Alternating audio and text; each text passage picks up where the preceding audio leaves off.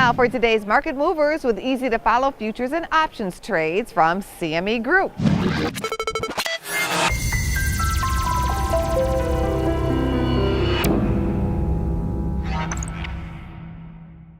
Welcome to Market Movers. I'm Jim Urio, and today we're talking about the oldest of what we traders call the safe haven assets, and that's gold. Joining me is Chief Investment Officer of Kingsview Asset Management, Scott Martin. Hi, Jim. Okay, so gold bottomed in December.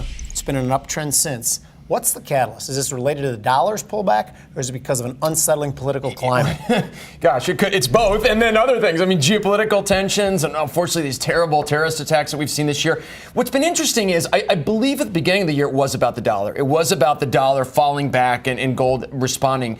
But then lately, it's been kind of interesting. The gold trade, to me, has calmed down quite a bit. There hasn't been as much volatility in gold, especially overnight when I usually like to trade my gold. Right. I know that's a little bit of a secret thing that I just released, but you know what I mean? I like to trade my gold overnight. Just let me go with that, because the reality is there's been a lot of volatility there. Now things have kind of calmed down. So is something going on underneath the surface that gold is telling us? The reason I think it's the dollar trade is just because of what you said, and that if it was any sort of panic, we have outsized moves in gold. These moves have been very orderly. Even the uptrend, it's been higher highs and higher lows since December. It seems like every 6 weeks to 2 months, we put in another low and then bounce off it. It seems like we're coming up on that line as well. Very true. And the lows in December were very interesting. Right towards the end of the year, 1125 thereabouts. There was a lot of very interesting action around 1125. And then you look at the pattern this year, kind of that general uptrend, but 1300 being a pretty heavy line in the sand with respect to GC. Right. So those are two levels I believe you should take a look at, considering where we are right now. Before we dive into our trade discussion, I'd like to point out that as with all market movers, it's important to view these trades as examples that allow you to see different ways to use futures and options products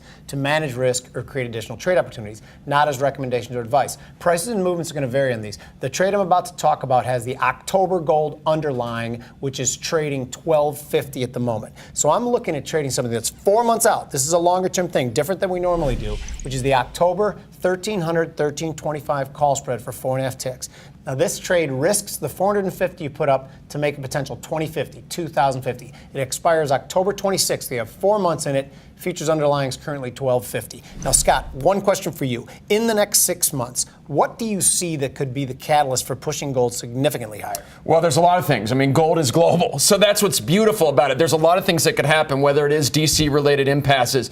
But also, how about this? Brexit, upcoming German elections, any kind of geopolitical tensions in the Middle East, or maybe the Far East now with Kim Jong-un's activities. So gold is going to have a lot of push and pull with respect to what's going on just in DC, but also around the world with everything that's coming up in the next few months. I agree, and I like the order you put it in too. I think potential talk of impeachment here is one, and then anything that smacks of the Eurozone being broken up, including the German elections. I like that a lot. Thanks for joining us in this special edition of Market Movers. I'm Jim Urio, where we're helping to make you a better trader.